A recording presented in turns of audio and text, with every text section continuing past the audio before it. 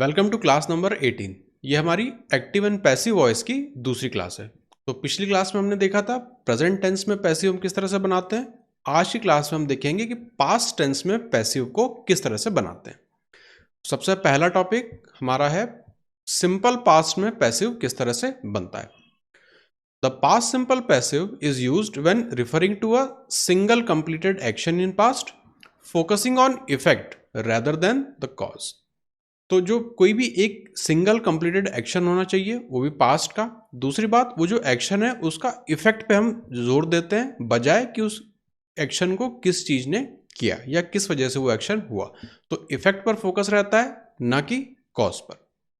अब अगर हम स्ट्रक्चर वाइज देखें तो पहले आएगा सब्जेक्ट, फिर हमारा सेकेंड फॉर्म ऑफ वर्ब जो कि पास्ट टेंस को डिनोट करेगा, और लास्ट में ऑब्जेक्ट। इसे मैं एक बॉक्स में डाल देता हूं। तो ये हमारा स्ट्रक्चर को डिनोट करेगा। ऊपर वाला जो पार्ट है ये होगा एक्टिव वॉइस के लिए, और नीचे वाला जो स्ट्रक्चर है ये है पैसिव वॉइस के लिए। तो एक्टिव वॉइस में पहले आएगा सब्जेक्ट, फिर पास्ट टेंस में हमारा रहेगा वर्ब, और आखिरी में ऑब्जेक्ट।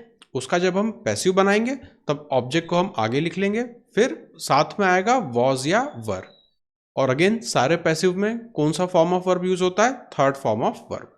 वो यहां पर भी आएगा, और फिर आखिरी में बाय सब्जेक्ट। ये बाय सब्जेक्ट वाला जो पार्ट होता है ये कई बार ऑप्शनल होता है, लिख भी सकते हैं, नहीं भी लिख सकते हैं। अगर हमें फोकस सिर्फ अपने एक्शन पे रखना होता है तो कई बार हम इस बाय सब्जेक्ट वाले पार्ट को हटा सकते हैं। इस स्ट्रक्चर को हम नीचे वाले एग्जाम्पल से अब कंपेयर करके देखते हैं। The fire destroyed the buildings. आग ने बिल्डिंग को डिस्ट्रॉय कर दिया।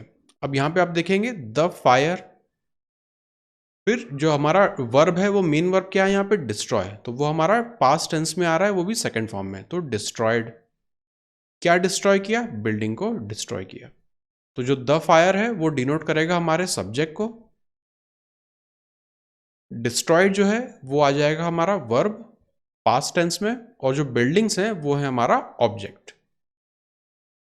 तो ये बात हुई एक्टिव वॉइस की।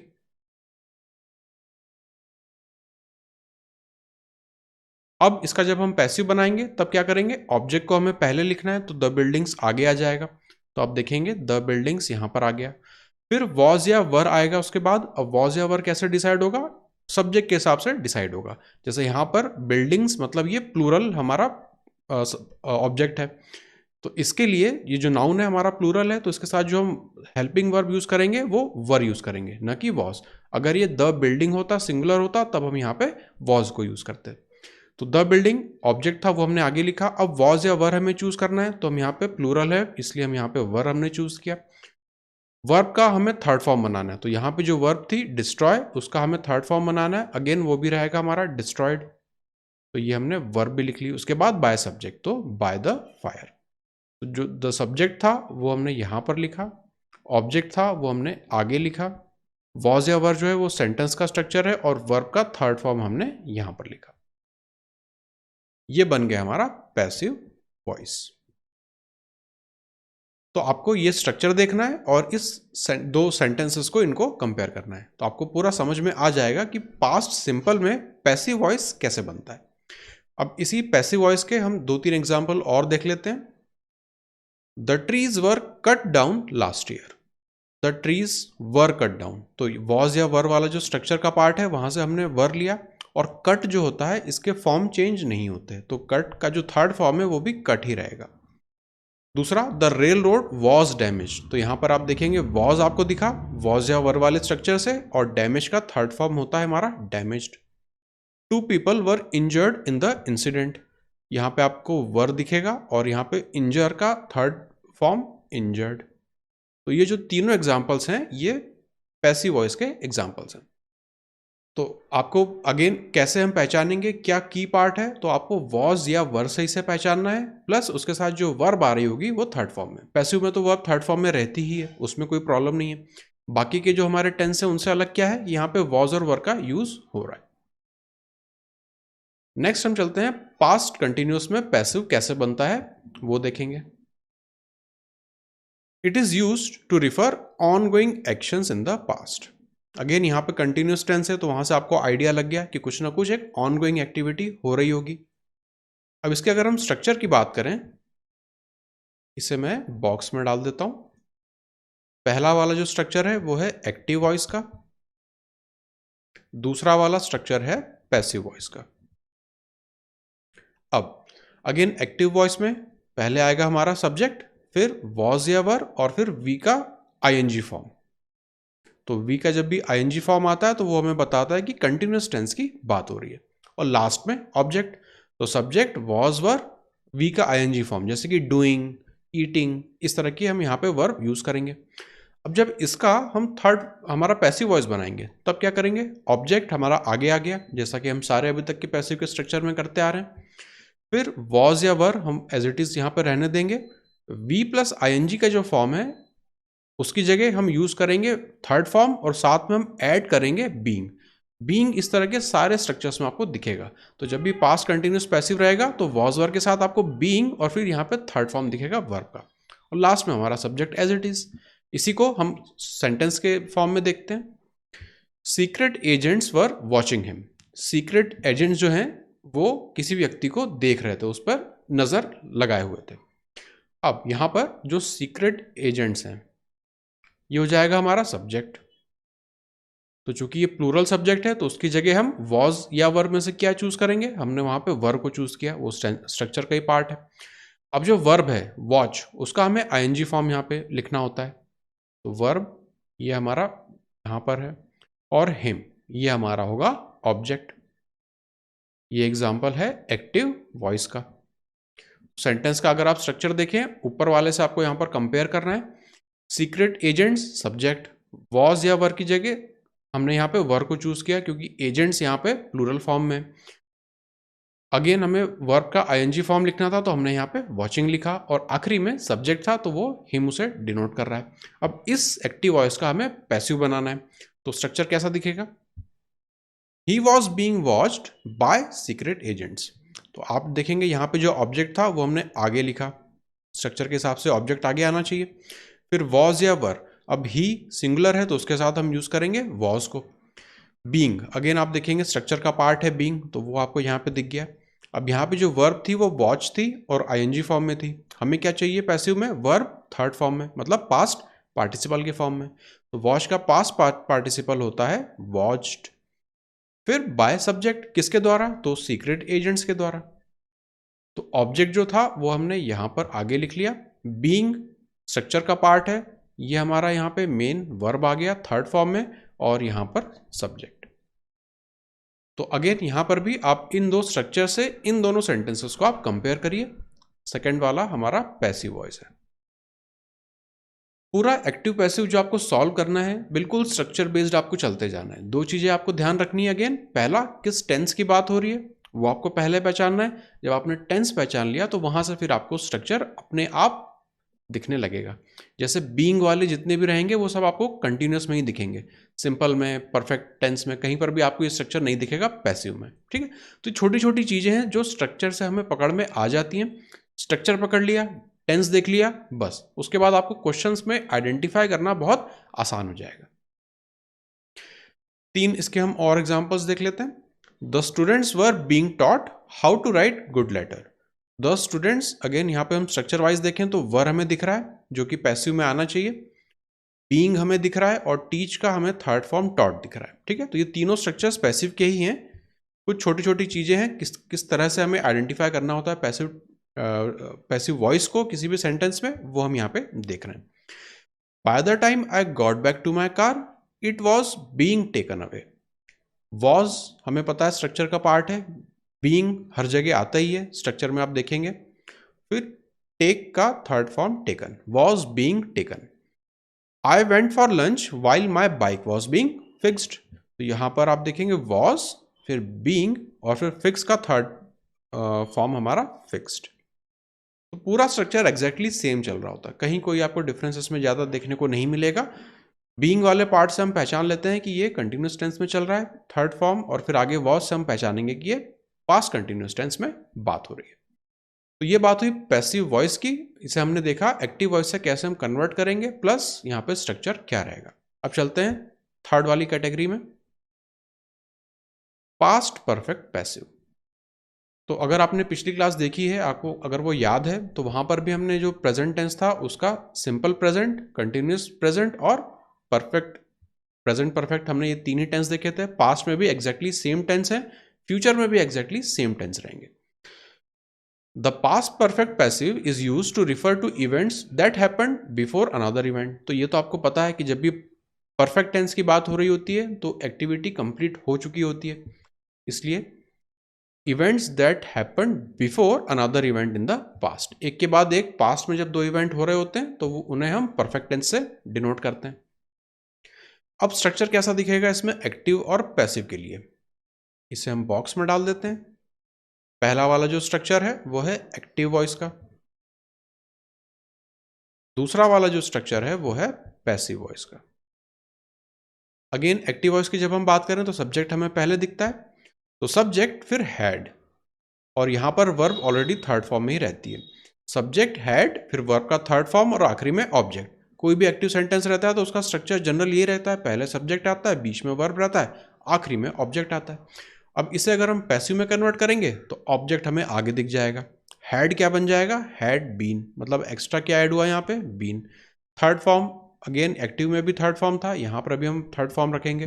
पैसिव किसी भी टेंस में हो, वर्ब जो मेन वर्ब रहेगा वो हमेशा थर्ड फॉर्म में आएगा, और फिर अगेन हमारा सब्जेक्ट जो है वो आखिरी में आ जाएगा।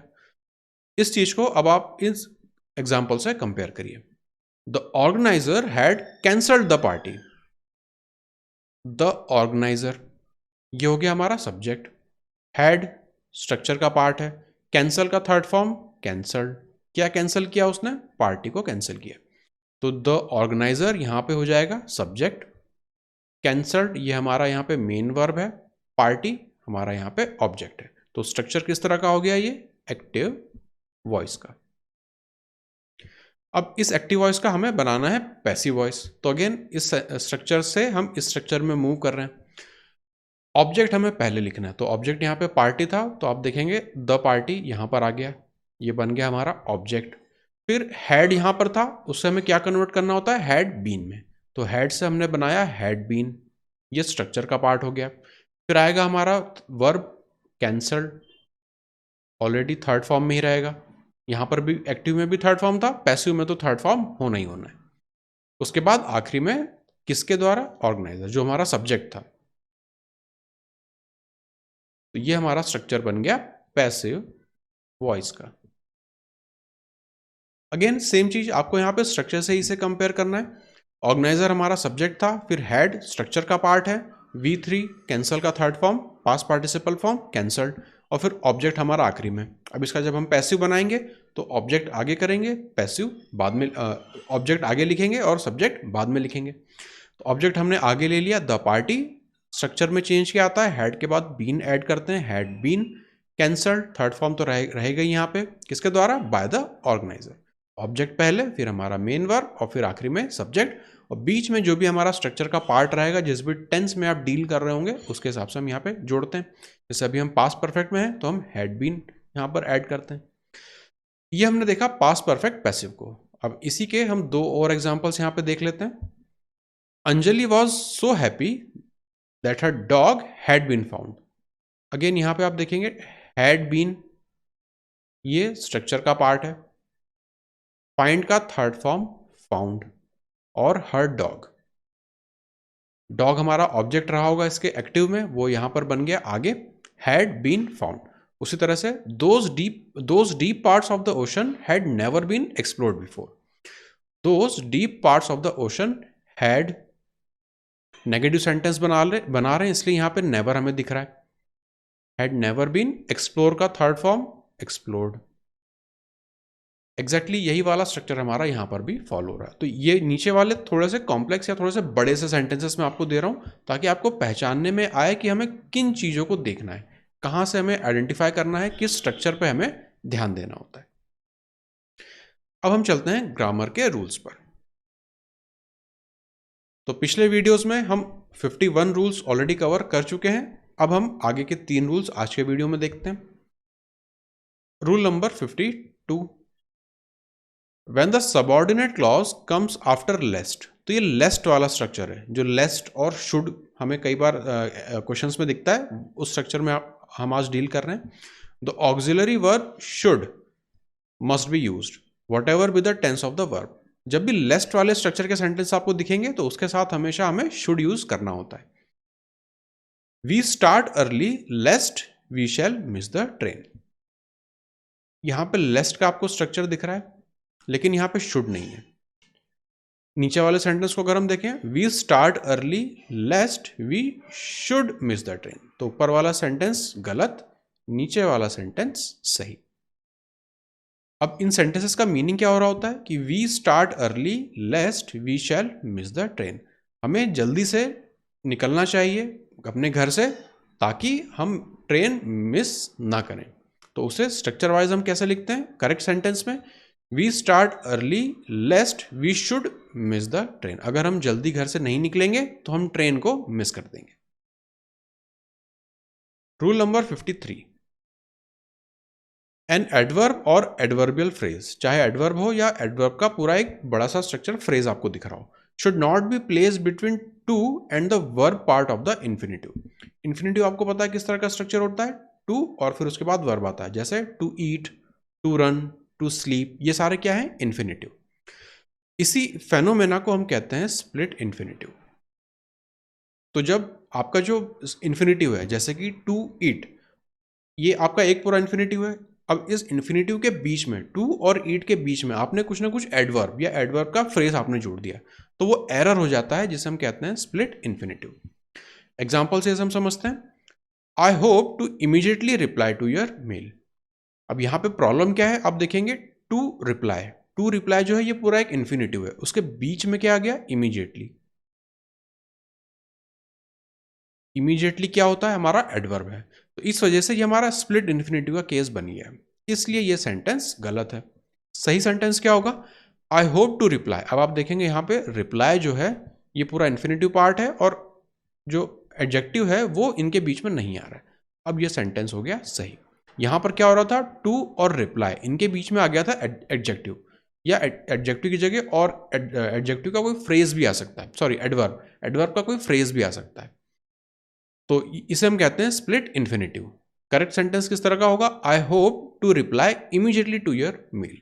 अब अगर आप पहला सेंटेंस देखेंगे विदाउट इस रूल के नॉलेज के, तो कई बार आप आइडेंटिफाई ही नहीं कर पाएंगे कि ये सेंटेंस सही है या गलत। तो ये छोटी छोटी चीजें हैं जो हमें रूल्स से या स्ट्रक्चर्स को देखने से पकड़ में आती हैं, तो इसे हम कहते हैं स्प्लिट इन्फिनिटिव। इन्फिनिटिव के बीच में जो टू और मेन वर्ब है उसके बीच में कभी भी कोई एडवर्ब या एडवर्बियल फ्रेज नहीं आना चाहिए। Rule number 54. An infinitive should be in the present tense unless it represents an action prior to that of the governing verb. इसका क्या मतलब है, हम इसे एग्जाम्पल से समझते हैं। I should have liked to have gone there. I should have liked to have gone there. Again यहां पर अगर हम बात करें तो infinitive should be in the present tense, यहां पर क्या हो रहा है to have gone, इसलिए ये हो जाएगा गलत। सही क्या होगा, I should have liked to go, ये हमारा प्रेजेंट में है, अब ये सही हो जाएगा। तो इस रूल के हिसाब से infinitive should be in the present tense, ज्यादातर केसेस में आपको प्रेजेंट टेंस में ही रखना है, अनलेस जो आपका इन्फिनिटिव है वो रिप्रेजेंट ना कर रहा हो मेन वर्ब के और भी पहले के किसी एक्शन को, तो यहां पर वो केस नहीं है, इसलिए यहां पे जो करेक्ट सेंटेंस है वो होगा इन्फिनिटिव वाला जो पार्ट है इसे हमें रखना है प्रेजेंट में। टू गो इन्फिनिटिव तो ऐसा ही होता है ना, to eat, to go, to wash, इस तरह का कोई भी हमारा जो वर्ब ये सेंटेंसेस या क्लॉज ये रहते हैं, फ्रेजेस रहते हैं, इन्हें हम कहते हैं इन्फिनिटिव, तो उसे हमें रखना है प्रेजेंट में। यहाँ पे क्या होता है टू हैव गॉन, तो यहाँ पे प्रेजेंट टेंस हमारा वायलेट हो रहा था, इसलिए ये गलत सेंटेंस है, ये वाला सेंटेंस हमारा सही है। तो आज हमने देखा ऊपर पास्ट टेंस में हम पैसिव वॉइस कैसे बनाते हैं, उसके बाद ग्रामर के 3 रूल्स। अब उन्हीं जो हमारे एक्टिव पैसिव वॉइस के एग्जांपल्स हैं आज के पास्ट टेंस से रिलेटेड, उन्हें हम कुछ क्वेश्चंस को सॉल्व करते हैं। Question number 1, he gently tapped on my shoulder. He gently tapped on my shoulder, तो अगेन ये एक्टिव वॉइस का है। ही जो है हमारा सब्जेक्ट है, जेंटली टैप्ड हमारा वर्ब है, वो भी पास्ट में है। ऑन माय शोल्डर, तो मैं, माय जो है ये है हमारा ऑब्जेक्ट। पैसिव बनाने के लिए हम इसे क्या करेंगे, माय हमारा पहले आने चाहिए। तो माय के लिए जो करेक्ट फॉर्म रहेगा वो क्या होगा, आई वॉज जेंटली टैप्ड या my shoulder had been gently tapped. Again यहाँ पर हम स्ट्रक्चर वाइज देखेंगे। टेंस कौन सा यहाँ पे फॉलो हो रहा है, ही जेंटली टैप्ड। टैप्ड है मतलब ये एक सिंपल पास्ट का फॉर्मेशन है। तो सिंपल पास्ट के लिए हम क्या यूज करते हैं, ऑब्जेक्ट हमारा पहले आ जाएगा, फिर वॉज या वर रहेगा और फिर वर्ब की थर्ड फॉर्म। अब I was gently tapped on my shoulder by him, ये हो सकता है, ठीक है। आई वॉज जेंटली टैप्ड, तो यहाँ पे हमें वॉज दिख गया और यहाँ पे टैप्ड अगेन थर्ड फॉर्म है ये। It was my shoulder that was gently tapped, ये तो स्ट्रक्चर होता नहीं है तो बी को हम हटाएंगे। My shoulder had been gently, had been वाला पार्ट तो होगा नहीं। हैड बीन कहाँ पे यूज होता है, पास्ट परफेक्ट में, जबकि यहाँ पर एक्टिव वॉइस किस में है, पास्ट सिंपल में। तो सी वाला भी हम कैंसिल आउट कर देंगे। Gently was my shoulder being tapped, being वाला स्ट्रक्चर किस में यूज होता है, कंटिन्यूस में। कंटिन्यूस की बात तो हो नहीं रही, ये तो हमारा सिंपल वाला है, तो इसे हम कैंसिल करेंगे। ऑप्शन नंबर बी हम ए हमारा आंसर हो जाएगा। तो सिंपली कई जगह तो आप देखेंगे टेंस से हमने पहचान लिया, जैसे सी वाले में हैड बीन स्ट्रक्चर कहाँ दिखता है, पास्ट परफेक्ट में। यहाँ पे बीइंग टैप्ड, बीइंग वाला स्ट्रक्चर कहाँ दिखता है, कंटिन्यूस वाले टेंस में। सी और डी तो सिंपली टेंस देख के ही आपका कैंसल आउट हो जाएगा। बचेगा ए और बी, यहाँ पर हम स्ट्रक्चर देख लेंगे। तो it was my shoulder that was gently tapped by him, या फिर आई वॉज जेंटली टैप्ड। तो माई यहाँ पे मेन सब्जेक्ट है, इसलिए मेन ऑब्जेक्ट है, तो उसे हम आगे लिखेंगे I. Question number 2, Suresh was nominated by my friend for the post. Suresh was nominated by my friend for the post. अब पहले हम आइडेंटिफाई करेंगे कि इसका वॉइस कौन सा है। तो सुरेश वॉज नॉमिनेटेड, वॉज के बाद नॉमिनेटेड आ रहा है, इसका मतलब ये स्ट्रक्चर जो है ये पैसिव वॉइस में है, इसका हमें बनाना पड़ेगा एक्टिव वॉइस। तो सुरेश हमारा ऑब्जेक्ट होगा एक्टिव में, was nominated by my friend, तो माई फ्रेंड मेरा सब्जेक्ट हो जाएगा एक्टिव वॉइस में। तो सब एक्टिव वॉइस में सब्जेक्ट पहले आता है, तो माई फ्रेंड वाला स्ट्रक्चर पहले आना चाहिए। तो माई फ्रेंड आपको सब्जेक्ट ही दिख रहा है। अब हम कैसे इसे कैंसिल आउट करें, my friend nominated Suresh for the post, तो माई फ्रेंड ये हो जाएगा सब्जेक्ट वाला पार्ट, नॉमिनेटेड वर्ब है और सुरेश हमारा ऑब्जेक्ट है, तो ये स्ट्रक्चर तो सही दिख रहा है। और हम आगे के ऑप्शंस देखते हैं। My friend has nominated Suresh for the post, has वाला स्ट्रक्चर तो हमें दिखता नहीं है ना। इस वॉज नॉमिनेटेड मतलब अगेन ये पास्ट सिंपल वाली बात हो रही है, उसमें हैज़ का कोई काम नहीं है, बी हम हटा देंगे। फिर माई फ्रेंड नॉमिनेट्स, नॉमिनेट्स ये तो होगा नहीं, पास्ट टेंस में हमें चाहिए। वॉज नॉमिनेटेड था तो उसका जो एक्टिव बनेगा उसमें जो हमारी वर्ब रहेगी वो तो पास्ट टेंस में होनी चाहिए। नॉमिनेट्स तो नहीं है पास्ट टेंस, तो इसे हम कैंसल आउट करेंगे। My friend is nominating, again continuous वाला भी हम नहीं बनाएंगे, तो ये तो सिंपली हमारा टेंस देखकर ही हम इसमें से 3 ऑप्शंस को कैंसल आउट कर पाए थे। तो इस तरह से आप ऑप्शंस को एलिमिनेट करते जाइए।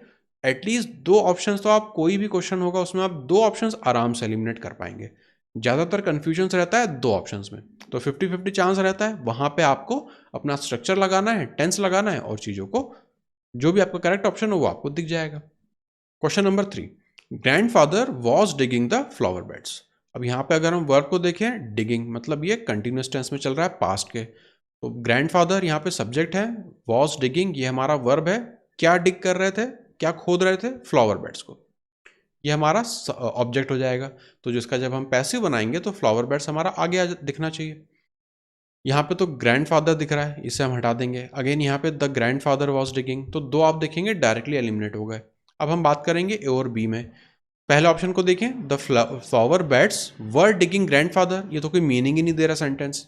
फिर भी हम बी को देखते हैं, the flower beds were being dug by grandfather. अब अगर मैं स्ट्रक्चर की बात करूं पास्ट कंटिन्यूअस टेंस में, तो आपको पता है कि वहां से पहले वॉज या वर चूज करते हैं, तो हमें दिख गया फ्लावर बेड्स, ये प्लूरल है इसके लिए हमने यहाँ पे वर को चूज किया, और फिर बीइंग हमें दिख रहा होता है।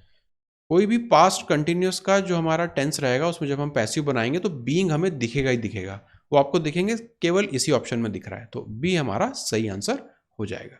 The flower beds were being dug, dig का third form dug by grandfather, ये हमारा हो गया। जो एक्टिव में सब्जेक्ट था वो हमारा यहाँ पर लास्ट में आ गया। तो बहुत सारे तरीके हैं इसके पहचानने में।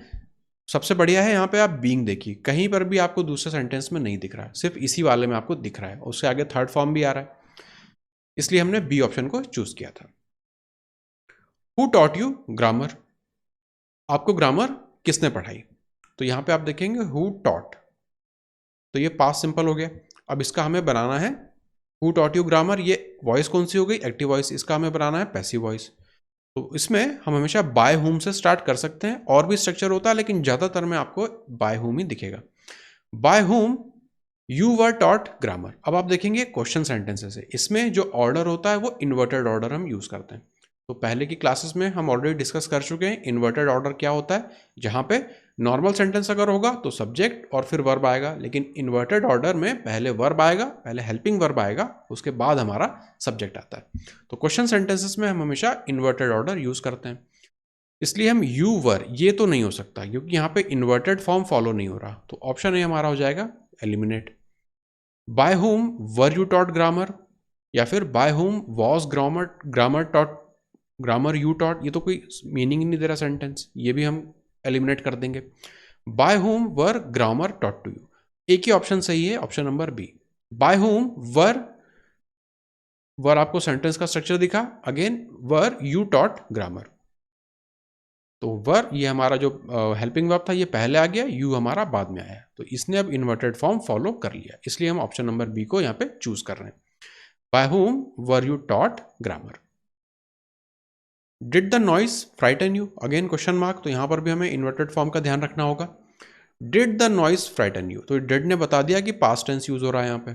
अब did you frighten the noise, ये तो कोई मीनिंग ही नहीं दे रहा। Was the noise frighten by you, ऐसा तो कोई होता ही नहीं है, नॉइस थोड़ी डरेगी, व्यक्ति डरेगा ना। Were you frighten by the noise, ये हो सकता है।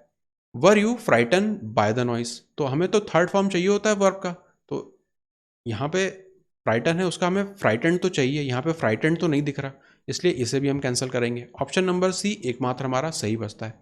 उसका स्ट्रक्चर भी अगर हम देखें, वर यू, चूंकि क्वेश्चन मार्क है इसलिए हमने इन्वर्टेड फॉर्म यूज किया, तो हमारा जो हेल्पिंग वर्ब है उसे हमने पहले लिखा। Were you frighten, third form हमें यहाँ पे दिख गया। बाय द नॉइस, नॉइस यहाँ पे पहले था, जो कि सब्जेक्ट था उसे बाद में लिखा। यू हमारा यहाँ पर ऑब्जेक्ट था, उसे हमने यहाँ पे पहले लिख लिया। ठीक है, तो स्ट्रक्चर वाइज भी आप देखेंगे, चाहे आप टेंस वाइज देख लीजिए, दोनों लगा के आप सही ऑप्शन आराम से यहाँ पे आइडेंटिफाई कर पाएंगे। I expected him to give us financial aid. I expected him to give us financial aid, यहाँ पे मेन वर्ब है हमारा एक्सपेक्टेड। आई हमारा हो जाएगा सब्जेक्ट, हिम ये रहेगा हमारा ऑब्जेक्ट। तो अगेन हिम हमारा आगे आना चाहिए, आई हमारा बाद में दिखना चाहिए। It was expected of him to give us financial aid, ये एक पॉसिबिलिटी हो सकती है। दूसरा, let it be expected that he would give us financial aid, ऐसा कोई स्ट्रक्चर नहीं होता। एक्सपेक्टेड है, जो पास्ट सिंपल है उसमें लेट इट बी वाला कोई स्ट्रक्चर हम यहाँ पे नहीं लिखते हैं। It was expected by me that he will give us financial aid, ये भी हो सकता है। He may be expected to give us financial aid, may be का यहाँ पे कोई रोल नहीं है ना, यहाँ पे डायरेक्ट सेंटेंस है, मे ऐसा कोई पॉसिबिलिटी यहाँ पे नहीं दे रहा है, वो डायरेक्ट एक्सपेक्टेशन यहाँ पे एक्सप्रेस की जा रही है। तो डी को भी हम कैंसिल करेंगे। अब ए और सी बहुत क्लोज ऑप्शन है यहाँ पे, इनमें हमें थोड़ा सा दिमाग लगाना पड़ेगा। It was expected, again it से स्टार्ट होना है दोनों जगह पे। अब आई जो है वो हमें बाद में दिखना चाहिए, पर यहाँ पे हमें ऑफ हिम दिख रहा है और यहाँ पे हमें बाय मी दिख रहा है, तो ज्यादा करेक्ट है option number C. It was expected by me, I यहाँ पे सब्जेक्ट आ रहा था, इसलिए वो अब हमारे वॉज एक्सपेक्टेड के बाद हमें दिखना चाहिए। बाय सब्जेक्ट हम लिखते हैं ना स्ट्रक्चर में, तो बाय मी, जो कि यहां पर मिसिंग है। It was expected of him to give us financial aid, meaning wise देखेंगे तो बहुत छोटा सा डिफरेंस है, लेकिन स्ट्रक्चर से अगर हम देखें तो सी वाला ऑप्शन हमारा ज्यादा करेक्ट है। It was expected by me that he will give us financial aid. Her manners pleased us very much, again यहाँ पे जो वर्ब है वो है pleased. Her manners pleased us very much, यहाँ पर अस जो है वो ऑब्जेक्ट है, हर मैनर्स ये रहेगा हमारा सब्जेक्ट, तो इसे हम बाद में लिखेंगे, ऑब्जेक्ट को हम पहले लेंगे क्योंकि हमें एक्टिव से पैसिव बनाना है यहाँ पर। अस, तो इससे हम वी से स्टार्ट कर रहे हैं, सब जगह हमें दिख रहा है। We were very much pleased, we are very much please, तो ये पास्ट में है, तो यहाँ पर तो प्रेजेंट टेंस आगे दिख गया बी में, तो इसे हम कैंसिल कर देंगे। We pleased her very much with manners, ये तो कोई मीनिंग ही नहीं दे रहा सेंटेंस का, है ना। We were very much pleased with her manners, तो ए और डी में अब हम चेक करेंगे। ए वाले को अगर हम देखें तो we were very much pleased on her manners, on her manners, फिर यहाँ पर we were very much pleased with her manners, तो आपको पता है यहाँ पे ये प्रीपोजिशन का केस है, यहाँ पे हम विथ हर यूज करते हैं। ऑप्शन नंबर डी हमारा राइट आंसर हो जाएगा। तो बी और सी को हम आराम से कैंसल आउट कर दिया। ए और डी में स्ट्रक्चर देखेंगे तो पूरा चल रहा था, लेकिन यहाँ पर प्रीपोजिशन हमें सही यूज करनी है। प्लीज्ड विथ होता है, न कि प्लीज्ड ऑन, इसलिए हमने प्लीज के साथ विथ को यहाँ पे करेक्ट आंसर की तरह चूज किया। Sheela painted the house green. अब ये तो सिंपल सा दिख रहा है, शीला हमारा सब्जेक्ट, पेंटेड हमारा पास्ट सिंपल टेंस हो गया। क्या पेंट किया? घर को पेंट किया, तो घर हमारा पहले आ जाएगा, शीला को बाद में लिखना है, और पेंटेड जो रहेगा इसका थर्ड फॉर्म अगेन पेंटेड रहने वाला है। तो the house, the house, the house, the house, the house चारों में दिख रहा है, तो अभी हम इस पॉइंट पे किसी को भी एलिमिनेट नहीं कर सकते। The house will be painted, ये तो हमें फ्यूचर टेंस दिख गया, फ्यूचर थोड़ी बनाना है हमें, उसका रखना तो उसे पास्ट में ही है, ए को हम कैंसिल करेंगे। The house is painted, again ये तो प्रेजेंट फॉर्म चला गया, इसे भी हम कैंसिल करेंगे। The house has been painted, ये भी नहीं होगा।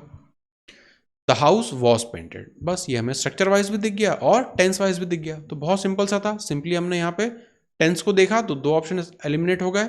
हैज बीन, ये वाला स्ट्रक्चर हमारे पास सिंपल में नहीं आता है। वॉज पेंटेड, वॉज के साथ वर्ब का थर्ड फॉर्म, ये स्ट्रक्चर आता है, इसलिए हम ऑप्शन नंबर डी को टिक करेंगे। अब question number 9, we added up the money and found that it was correct. We added up the money and found that it was correct. Option में हम देखते हैं, the money was added up, ये हमें structure सही लग रहा है, वॉज एडेड अप है ना, वॉज वाला स्ट्रक्चर दिखा और यहाँ पे एडेड थर्ड फॉर्म आ गया, क्योंकि इस वाले स्ट्रक्चर को अगर आप देखें वी एडेड अप, तो एडेड हमें बता रहा है कि ये पास्ट सिंपल की बात हो रही है, पास्ट टेंस में स्ट्रक्चर चल रहा है। We added up the money and found that it was correct. The money was added up and found to be correct, option number A सही लग रहा है, फिर भी हम बी सी डी ऑप्शन को और आगे ट्राई करते हैं। Correct, it was found and the money was added up, ये तो कोई स्ट्रक्चर ही फॉलो नहीं हो रहा किसी भी तरह का, मीनिंगलेस सेंटेंस है ये। The money added up by us and it was correctly found, again ये भी कोई स्ट्रक्चर फॉलो नहीं हो रहा, कुछ भी जम्बल्ड तरीके से उन्होंने उसे लिख दिया। The money added up by us found it was correct, कोई सेंटेंसेस का मीनिंग नहीं, सिंपली आप ऑप्शन नंबर ए को लगाएंगे। कोई इसमें अगर आप टेंस और स्ट्रक्चर ना भी देखें तो भी सेंटेंस पढ़कर ही आप इन तीन को हटा सकते हैं और ऑप्शन नंबर ए को लगा सकते हैं। सिंपली यहाँ पे हम कॉम्प्रहेंशन यूज कर रहे हैं कि इस तरह का स्ट्रक्चर कहीं पर अभी आपने नहीं पढ़ा होगा, ये स्ट्रक्चर होता ही नहीं है किसी चीज का, है ना, तो इन सारे स्ट्रक्चर्स को हमें देखते ही कैंसिल आउट करना है, इन ऑप्शंस को हमें एलिमिनेट कर देना है, अपने आप हमें आंसर मिल जाएगा। Last question, Rosemary was move to tears at the sight of the miserable beggar. Rosemary was moved to tears, was moved, तो अगेन ये हमारा जो स्ट्रक्चर है वो पास्ट सिंपल वाला यूज हो रहा है, और ये हो क्या रहा है, पैसिव वॉइस में लिखा हुआ है, वॉज मूव्ड है, इसलिए इसका हमें बनाना पड़ेगा active voice. The sight of the miserable beggar moved Rosemary to tears, ये हो सकता है क्योंकि स्ट्रक्चर फॉलो हो रहा है। रोजमेरी जो है वो उसे हमने लास्ट में लिखना है, site eight the sight of, ये हमारा मेन आगे आना चाहिए, तो वो सभी जगह दिख रहा है। फिर भी हम दूसरा ऑप्शन देखते हैं, the sight of the miserable beggar has moved Rosemary to tears, has moved से हम पहचानेंगे कि इसे हम कैंसिल करेंगे। The sight of the miserable beggar moves Rosemary, ये तो प्रेजेंट फॉर्म हो गया, जबकि हमें यहाँ पे क्लियरली पास्ट फॉर्म दिख रहा है, सी को हम कैंसिल करेंगे। The sight of the miserable beggar had moved, had moved ये वाला स्ट्रक्चर पास्ट परफेक्ट में यूज होता है, ना कि सिंपल पास्ट में, तो डी को भी हम कैंसिल करेंगे। Option number A correct answer हमारा हो जाएगा। तो सिंपली हमने यहाँ पे स्ट्रक्चर देखते गए, हमने देखा कि जो सेंटेंस था वो पैसिव में लिखा था, उसका हमें एक्टिव बनाना है। तो जो हमारा आगे रोजमेरी था जो कि पैसिव में सब्जेक्ट है आगे लिखा हुआ है, तो उसे हमें शिफ्ट करना पड़ेगा एक्टिव वॉइस में राइट हैंड साइड पे, तो रोजमेरी बाद में आएगा, और at the sight of miserable beggar हमें आगे मेन सब्जेक्ट हमें बनाना होता है। तो इस तरह से हमने देखा आज पास्ट टेंस में पैसिव वॉइस हम कैसे बनाते हैं, एक्टिव और पैसिव वॉइस के स्ट्रक्चर्स को देखा, वो आपस में इंटरचेंज कैसे होंगे जब हमें एक्टिव से पैसिव बनाना हो या पैसिव से एक्टिव बनाना हो, प्लस सबसे पहले हमें क्या देखना है, टेंस को आइडेंटिफाई करना है, फिर हमें स्ट्रक्चर को देखना है। क्लियरली आप देख सकते हैं जैसे कि हैड वाले स्ट्रक्चर थे तो उन्हें हम पास्ट परफेक्ट में डाल देंगे, बीन या फिर मूविंग इस तरह के आईएनजी फॉर्म दिखेगा तो उसे हम कंटिन्यूस में डाल देंगे, और सिंपल मूव्ड एडेड इस तरह के हमें पास्ट सिंपल फॉर्म दिखेंगे तो वो सिंपल पास्ट पैसिव के स्ट्रक्चर में हम उसे डालेंगे। तो इस तरह से हम चीज़ों को आराम से आइडेंटिफाई कर सकते हैं, कोई बहुत ज़्यादा इसमें हमें प्रॉब्लम फेस होनी नहीं चाहिए। प्लस अगर आप एक्टिव पैसिव वॉइस के एग्जांपल्स को देखें, क्वेश्चंस को भी आप देखें अगर अपने पेपर में, तो अगेन आपके पास ऑप्शंस रहते हैं। आराम से 2 ऑप्शंस तो ऐसे होते ही होते हैं जिन्हें हम देखते ही एलिमिनेट कर सकते हैं। बचे हुए 2 ऑप्शंस में हम आराम से अपना स्ट्रक्चर और अपना टेंस लगा के सही आंसर को टिक या चूज या पिक कर सकते हैं। तो थोड़ी सी प्रैक्टिस लगेगी इन सारे स्ट्रक्चर्स को सीखने में। आप नोट्स बनाते जाइए, कॉपी में अपने लिखते जाइए, ताकि जब आप रिवाइज करें या फिर जब आपको कन्फ्यूजन हो, इस तरह की जब आप स्ट्रक्चर देखेंगे तो आपको कन्फ्यूजन होगा कि ये पास्ट की बात हो रही है या फिर पास्ट परफेक्ट जा रहा है या फिर प्रेजेंट परफेक्ट जा रहा है, तो वहाँ पे आपको स्ट्रक्चर काम आएगा। हैड आ रहा है तो वो पास्ट परफेक्ट, हैव अगर आता, हैज़ आता तो वो हमारा प्रेजेंट परफेक्ट हो जाता। तो छोटी छोटी चीज़ें हैं जहाँ से हम इसे आइडेंटिफाई कर सकते हैं। तो नोट्स बनाते जाइए, क्वेश्चंस को आप सॉल्व करते जाइए, क्विज देते जाइए। टेस्ट फॉर्मेट में ऑलरेडी अपलोड मैं कर चुका हूँ, और कोई भी इससे रिलेटेड आपको डाउट हो तो आप डाउट सेशन में आके मुझसे पूछ लीजिए। एक्टिव पैसिव की अभी 1 या 2 क्लासेस और होंगी। एक में हमें फ्यूचर डिस्कस करना है और बाकी में हम मिसलेनियस क्वेश्चंस को डिस्कस करेंगे।